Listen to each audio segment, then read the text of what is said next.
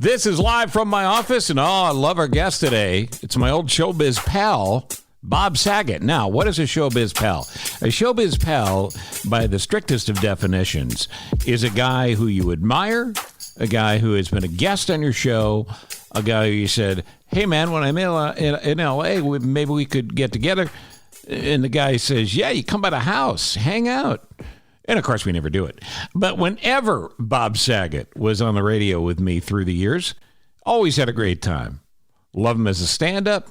I even watched Full House. And good Lord, by then I was a grown man, more or less.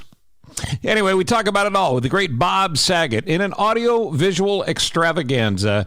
He and I did a Zoom call. You'll see that in just a moment. Now, speaking of podcasts, wherever you listen and however you listen, please subscribe, rate, and review on that platform, whether it be Apple or Spotify or Google or this or that, or is there a platform called this or that? There may be.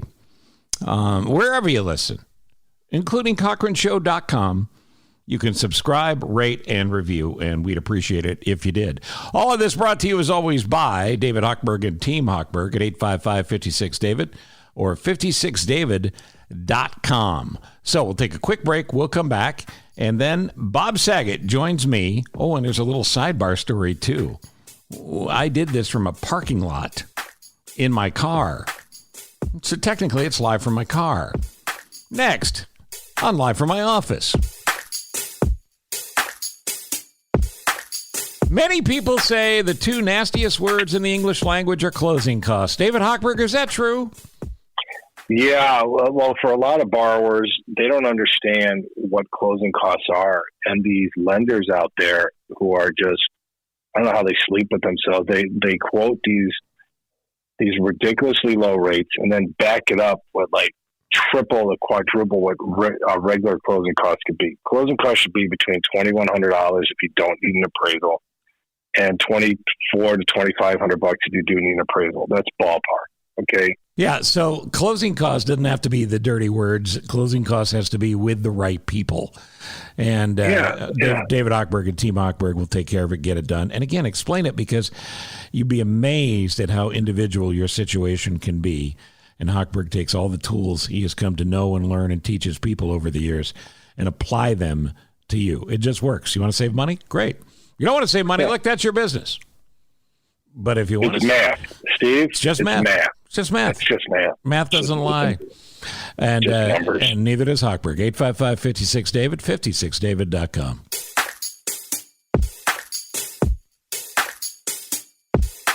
This is live from my office, and in this case, live from my car. I hope you enjoy the view. And that, of course, is the great Bob Saget. How are you, my friend?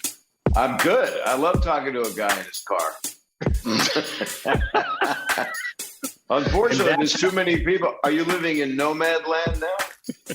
No, that's how the trouble starts. No, I actually just got caught in traffic, and because of this technology, I could literally pull over into a parking lot and do this call with you. So I appreciate the time.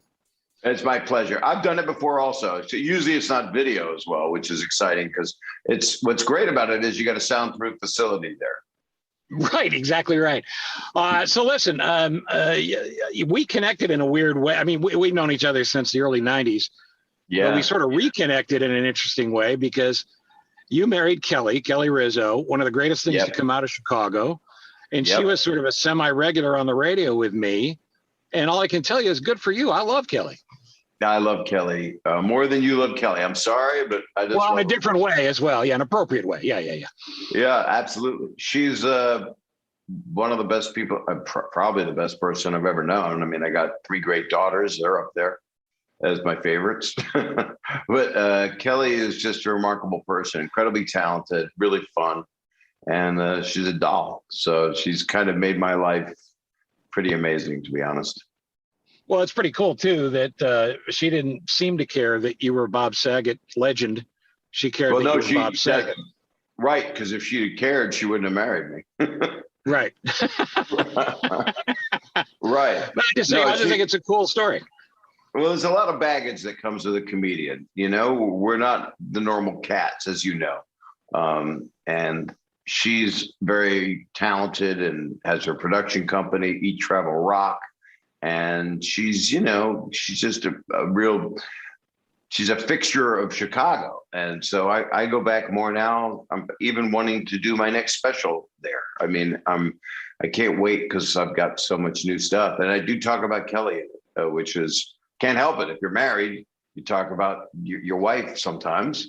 Sure. You don't have to, Sure. but you could talk about politics, but that's eating me alive. Or you could talk about, science, but that's subjective. Well, we do the show from Chicago, and I hope you do it here. You know what a great town this is for stand-up. I love it. I opened up the Schramsberg Improv, and I've played pretty much almost every venue there is. I've had an amazing time in Chicago, my whole career, since before I knew you.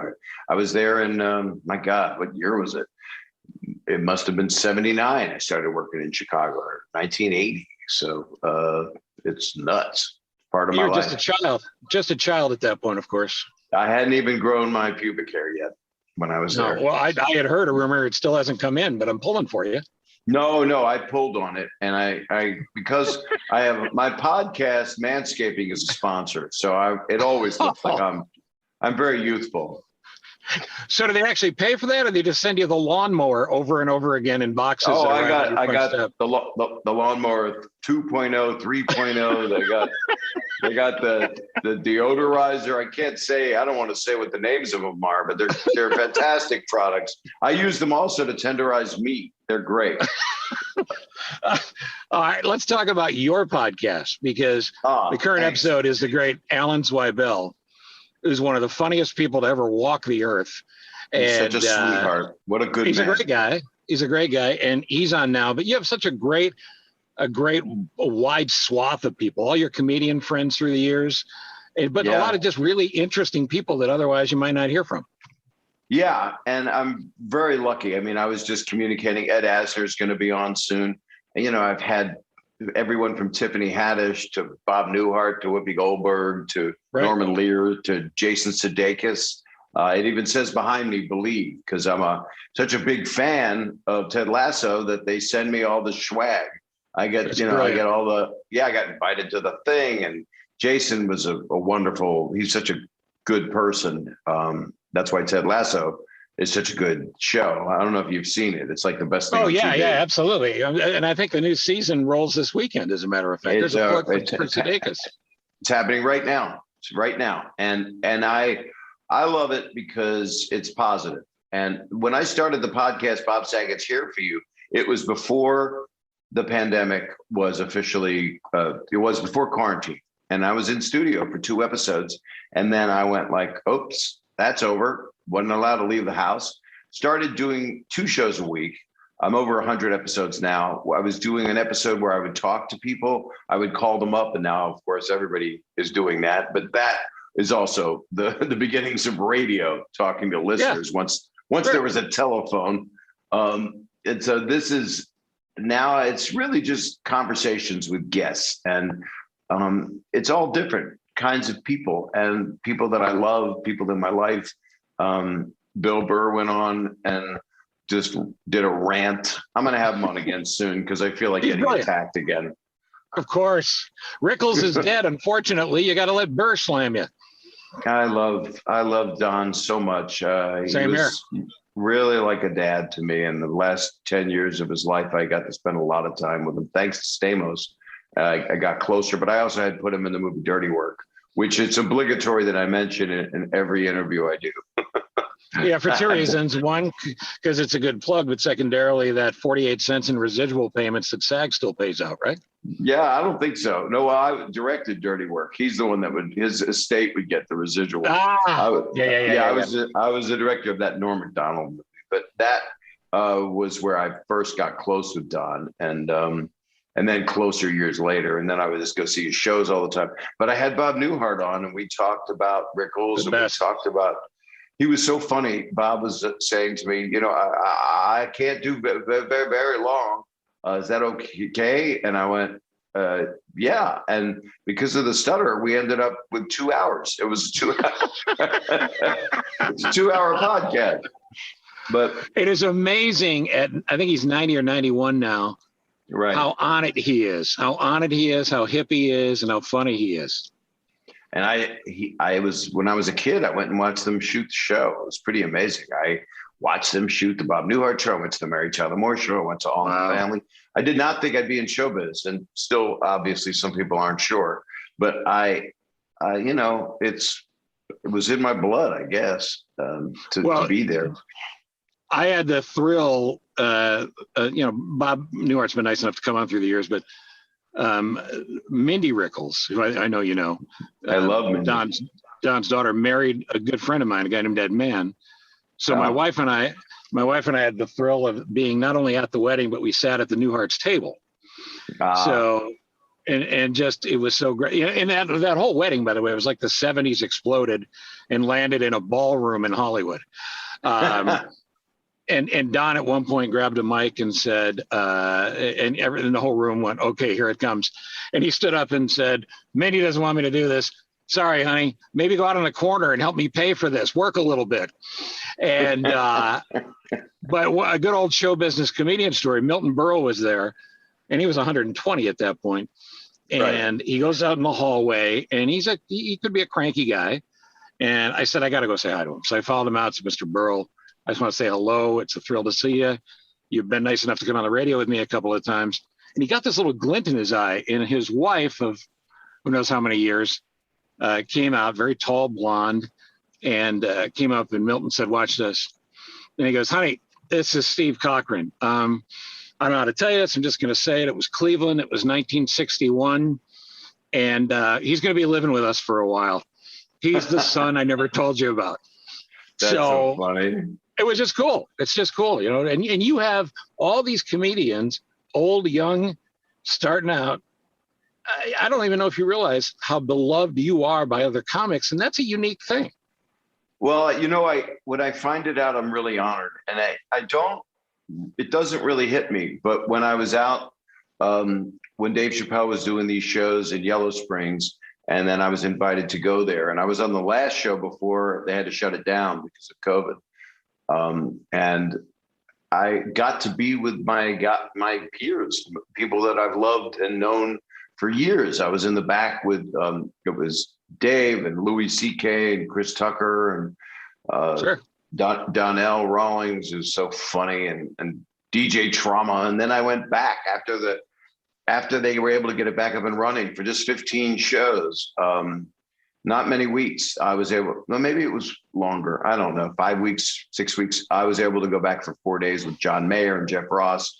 And being that camaraderie is something that it exists again. And I think what's happened with COVID and how everybody has gone through a shared experience, whether they've rejected the experience or they've lost people to it, which gives you a fully different approach to it.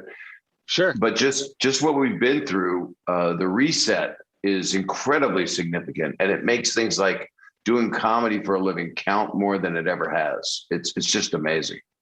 Yeah, it's a service.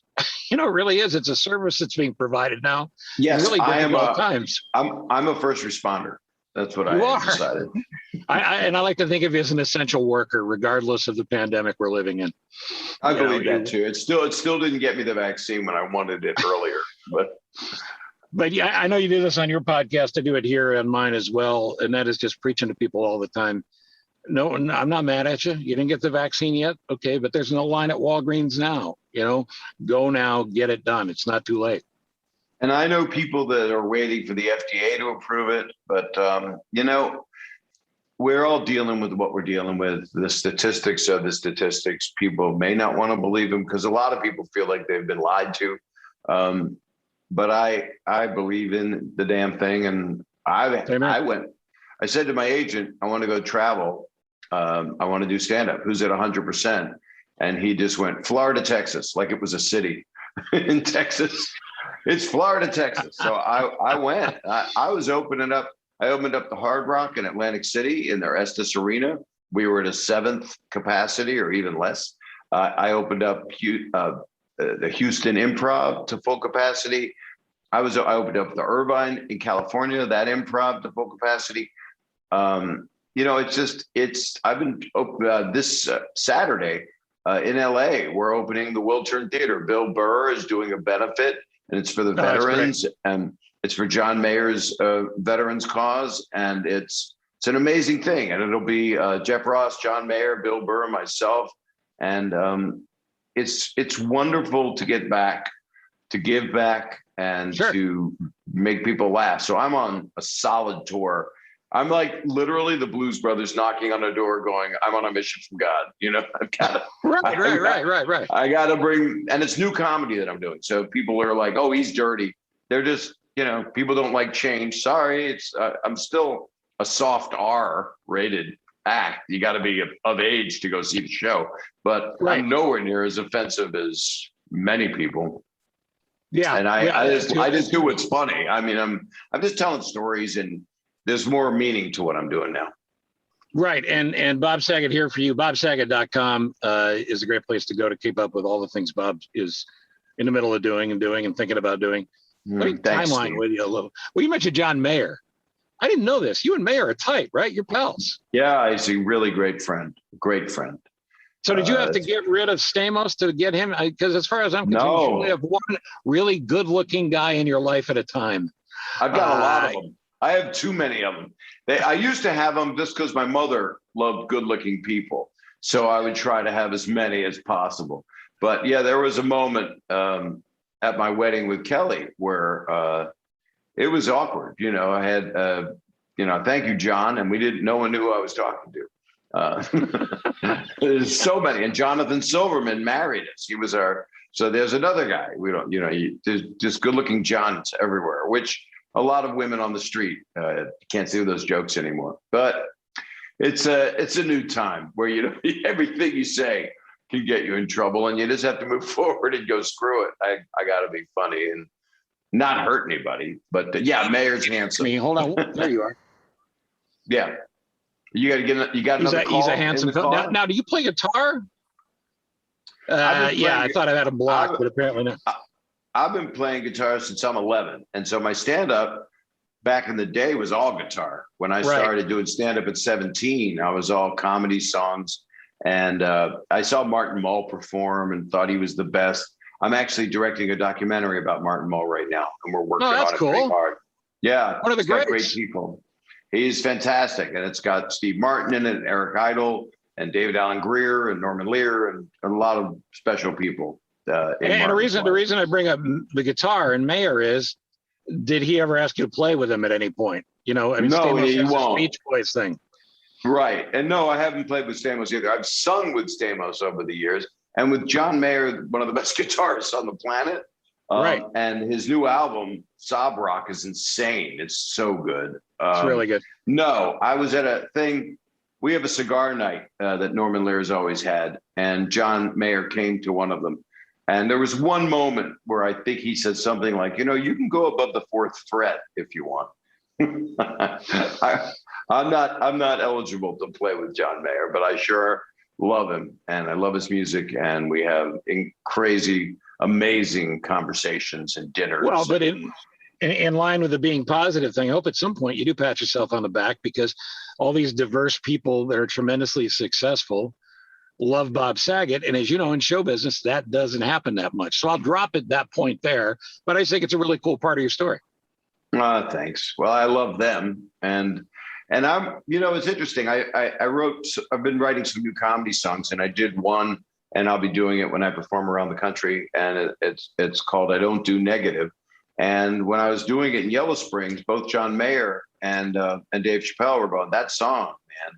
That's to get that kind of cred, especially from Mayer, that it was a really good song. It's clearly there's new work that's coming out of me that I'm excited about. That seems to be better than stuff that I've done. And it's not. There's no such thing as shock value. I never was a shock comic. I just did one special where I dropped F-bombs because I was at NYU doing an HBO special, and I went a little far, but. But, it is what it is, and you move forward and things are different. And I change hourly as things change. Well, yeah, you got to adapt for the times you live in. Right. And too many people don't know that. And You get stuck in the 80s and 90s, the aughts, whatever it was called. Well, that's where you're going to be stuck. If they're happy there, but if they're happy there, I don't want to take away someone's happiness. You know, if someone goes, I don't, you know, it's like, you kids today, get off my lawn. That I can understand that mentality, especially after what everybody's been through. But I move forward, and I love doing what I do, you know, and being active and writing. And I just acted in a movie in the Cayman Islands during quarantine. And so that thing, I don't know when it's coming out, but right now it's called Blue Iguana, but I think it's going to be called Killing Daniel. And Iggy Pop is in it. I work for Iggy in the movie as his executor of his will. And then he's got all these kids, and they're all fighting to get his estate after he's dead. And they all want to kill their brother because he's the one Dad liked. So I try to make things honorable. So it was a really So fun... now, of course, I do have to ask, how do you know Iggy Pop? Well, he was in the movie. I mean, he was... You didn't know him prior to that? Oh, God, no. No, we just were cast in a movie. And the movie...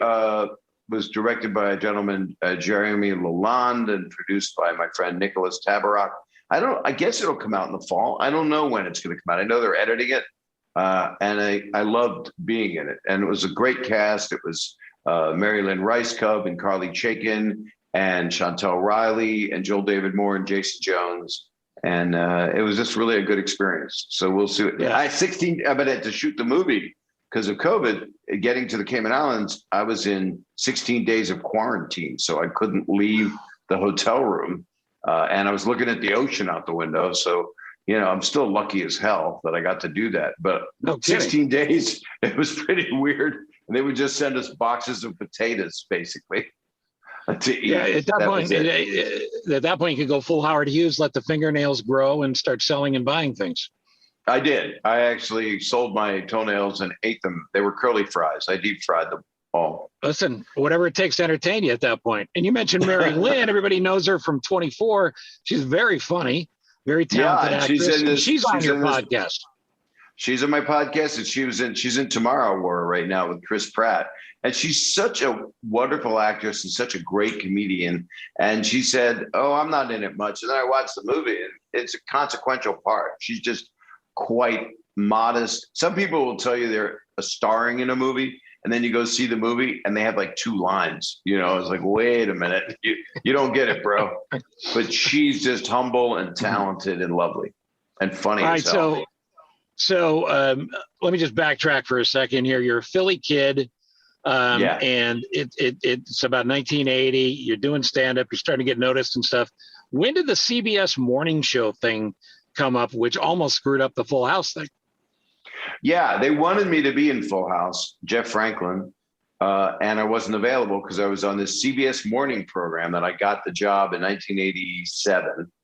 And I was there about 6 months. The show lasted 9 months. The show was on against the Today Show and Good Morning America. So it was on instead of CBS This Morning. And so I would get up at 4 a.m. and, you know, do my paper route and go worming, you know. And then I would go to CBS on West 57th where they do the news. And I got this job. I was on every morning. And then one day they fired me because I was one of the hosts. The 2 stars were Mariette Hartley and a newsman, Rollin Smith. And Mariette's a wonderful actress. And she asked me one morning, "Are you a type A personality?" And I said, "Yes, but I'm working on my anus."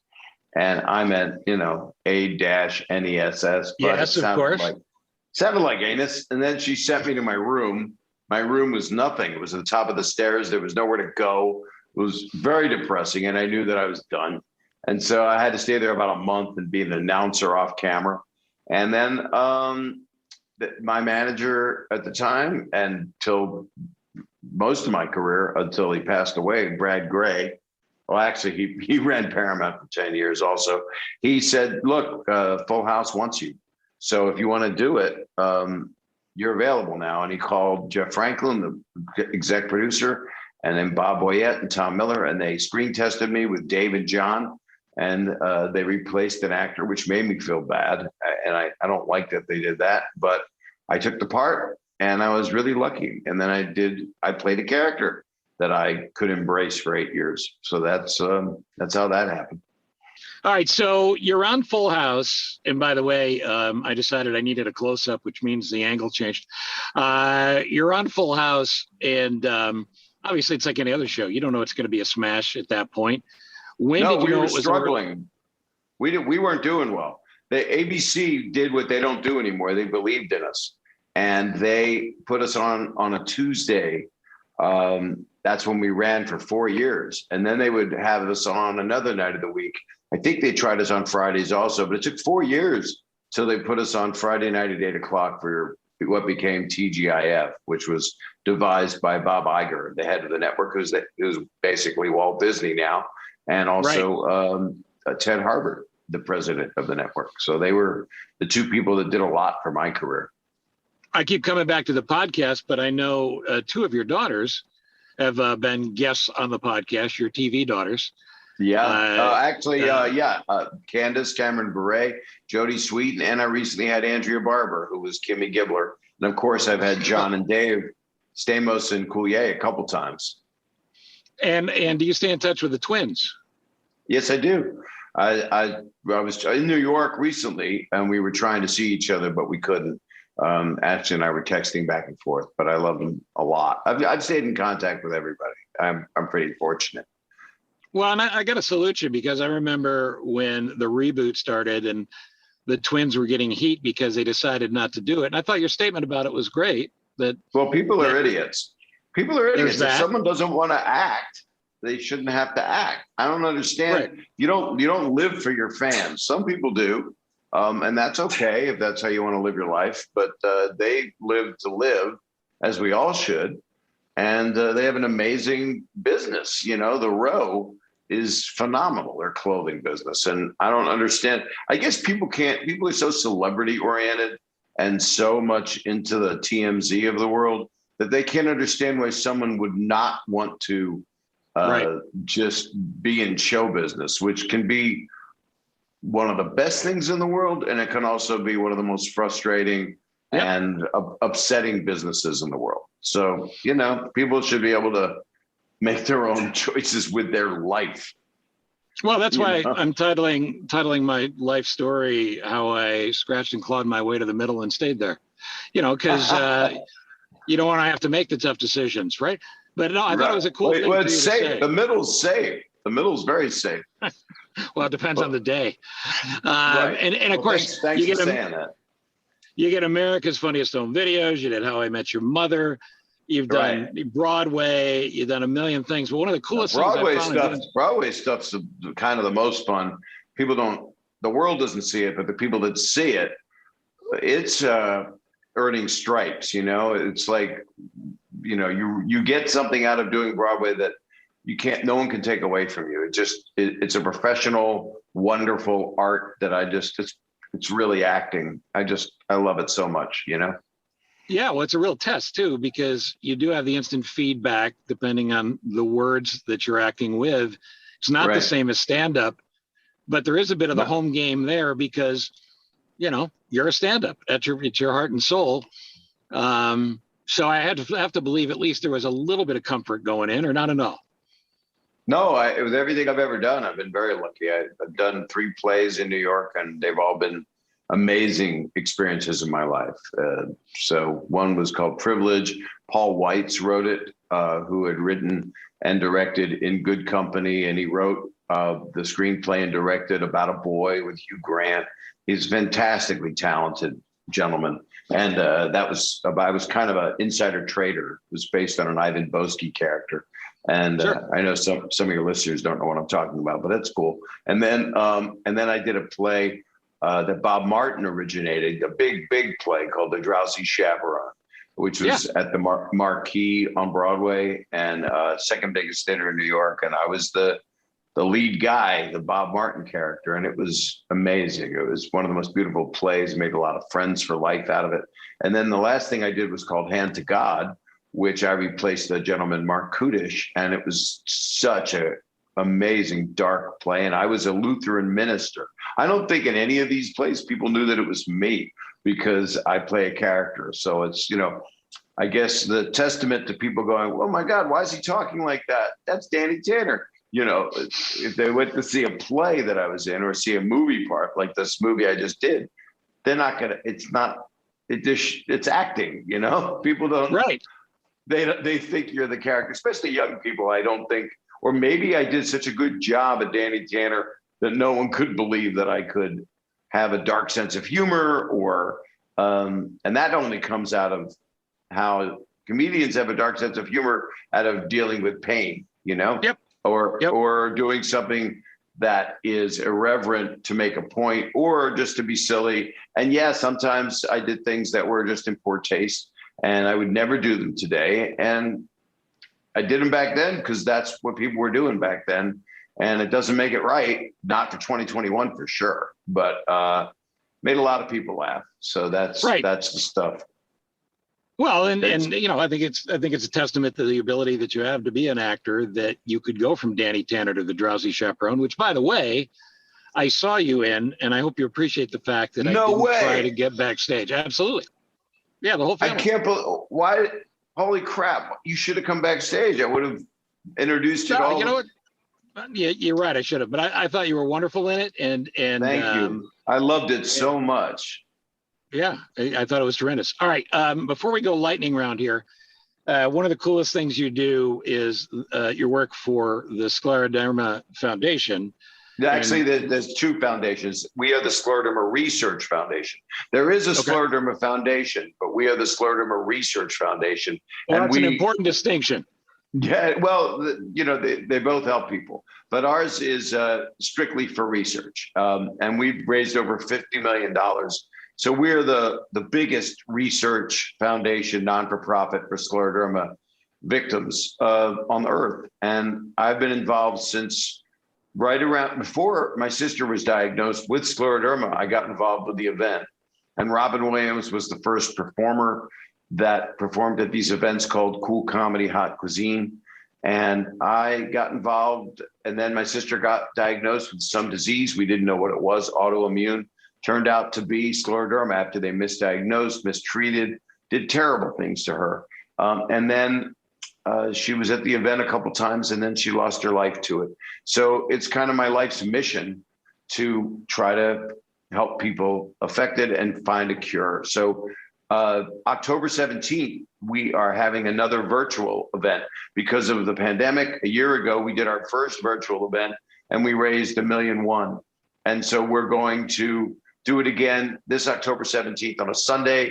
It'll be at 5 o'clock Pacific and 8 o'clock Eastern. And it's going to be really special. A lot of amazing people are going to lend their talents to it. Cool. And people, I'll give the website. They can go to srfcure.org. srfcure.org. Or they can just type in scleroderma.com and they go right to us also. Yeah, and we'll link that in the show notes as well so people can find it. But it's a wonderful legacy to your sister and all the other people you've helped. All right, let's do a little lightning round here before I let you go. You were once on the dating game? Yeah, I was on it twice. I did it because it was a way to get medical insurance through the union. That's wild. Yeah, and a lot of people did it to meet. A lot of guys did it to meet women. You did it for the insurance. Some, but there were people that did it to be on TV because Tom Selleck did it, Mark Harmon, John Ritter. There were a lot of cool people that had done it. And then so I went and did it. I was a struggling comedian. And I was on once, and my girlfriend was in the audience. That's the class act that I was, who later became my wife, who later became my ex-wife. Then 23 years ago. But it was 1978, I think. And I won a date to Guatemala. And we couldn't go because they started a civil war there. So I got turtle wax. I got wax for my car. That's what I got. And the second time she didn't pick me. There's so many different lines of material that would fall off of that. Guatemala said the turtle wax. I would say that was probably not Miss Right for you. You probably dodged a bullet there. Well, I don't think you have to wind up with someone you go on a dating show with. Not if you believe The Bachelor, and that's true, right? I mean, it's true. Oh, isn't yeah. That's fabulous television. All right. You also did a Bosom Buddies. Yeah, I was the warm-up comedian. I was the audience warm-up comedian I've done for that. Bosom Buddies because right, for television shows. Sure.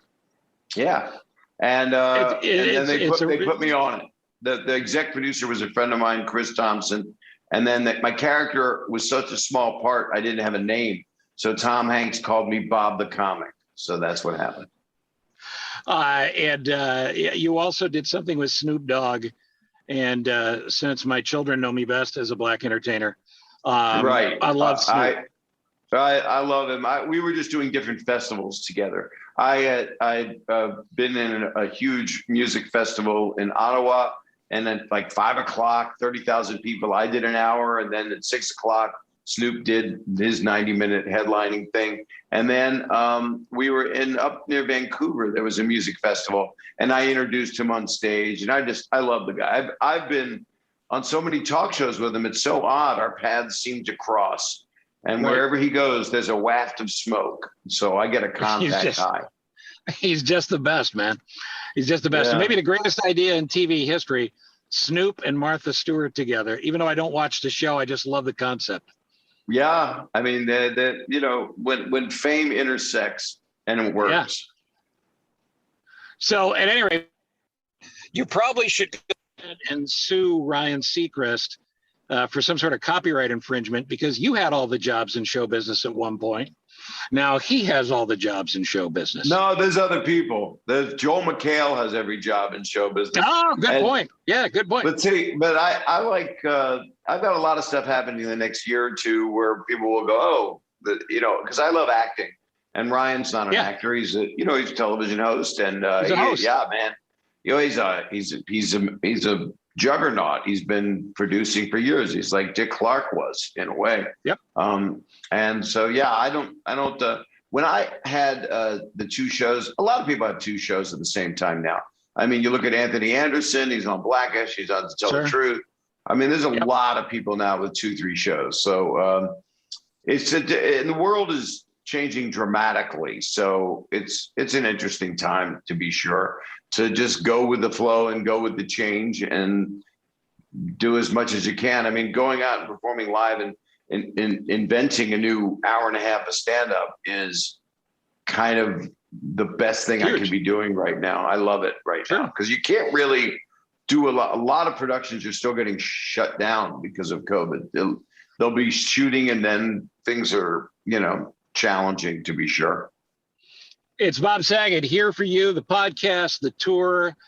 BobSaget.com links you up with everything, including, I think you got a scleroderma link on there too, I'm sure.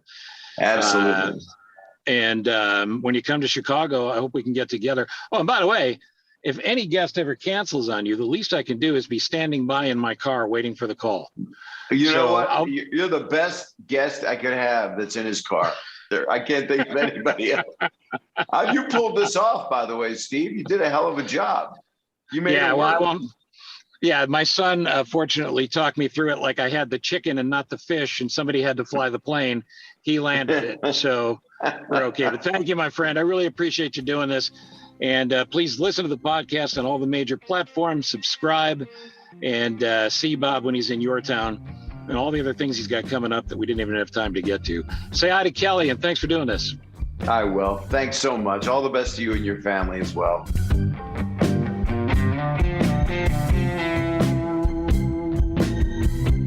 I don't want to take a second here with David Hochberg from Team Hochberg to just say thanks. Along with the support you give us here on Live from My Office, you've done such a great job of taking care of my son and my daughter and my sister. The brother I never knew I had in John DeCoste. And the list goes on and on and on. And it's people we know through show business. But people, I literally have never had anybody work with you and went, boy, I'm never touching that Hochberg again. That just didn't work out. You know what they do say? They say, he saved me so much money. And he explained it. And I finally understand it. That's the customer service you get from you and your people. And you ought to be proud of that. I would agree with that 100%. Buying, selling, refinancing, moving to another state. We're licensed in 35 states. I have relationships with bankers in this industry that are licensed in the state that we're not, that I trust, that if you're moving to a state that we're not licensed in, I can make the introduction and they'll take care of you like I would take care of you here. 855-56-DAVID or 56david.com. On the radio Saturday mornings on WGN at what time? That would be 10 until 1 on AM 720 WGN. You could also find us. We set up a mini TV studio, and there were green screens. If you go on Facebook and would like to follow us and check us out and see how overweight and beaten down we are, you just type in Home Sweet Home Chicago on Facebook Saturday at 10 and check it out. It's kind of cool. It's David Hochberg, 855-56-DAVID, 56david.com.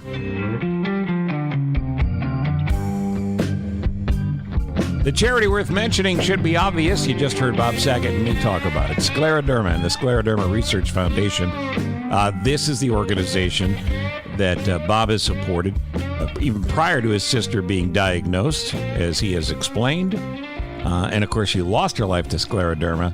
Nobody wants a cure more than Bob Saget and the people of the Scleroderma Research Foundation. And we want you to go there and check it out. Donate in any way you can for whatever you can. It means a lot. It really does. Every donation helps. So thank you for that. And it's all in the show notes at the end of this episode, as we do with every episode. There's extensive show notes about everything related to the guests and the things they talk about. And, of course, things that you need to know to stay in touch with me, including our social media handles. And you can always email me at thecochrane@gmail.com. That's thecochrane@gmail.com. Coming soon, the return of the giveaway of apt gift cards here on Live from My Office or Live from My Car, like it was today, whatever the case may be. Thank you, Bob Saget. Great connecting with Bob again. He will be back, and I'm glad we were able to get him for you. In addition to that, thank you, Ross Cochran, for putting this all together, and mostly thank you for listening to Live from My Office. 30 years plus on the airwaves, you have turned your dial to me. Now you're tuned into my podcast. It's Live from My Office, Steve. From Ithaca, New York to Carolina South, W. Cochran, Steve. From Minneapolis and then Chicago twice, top rated shows achieved. Sit back, relax, and now listen to my show. When or wherever you are, 'cause you're on the go. A-list celebs with some laughs and great info. Live from my office, the Steve Cochran Podcast Show. Yeah, yeah, yeah. No better place to be. Yeah, yeah, yeah, yeah. Subscribe and like for free. Yeah, yeah, yeah. Live from my office, Steve. So glad you're with me. It's Live from my office, Steve. Thank you for listening to Live from My Office, a service of Monkey Run Productions. All rights reserved. The podcast is hosted by Steve Cochran, and it's mixed, edited, and produced by me, Ross Cochran. Steve is available for corporate speaking gigs. He would love to MC your event, and occasionally, he's funny. Thank you for listening. Head to cochranshow.com for more.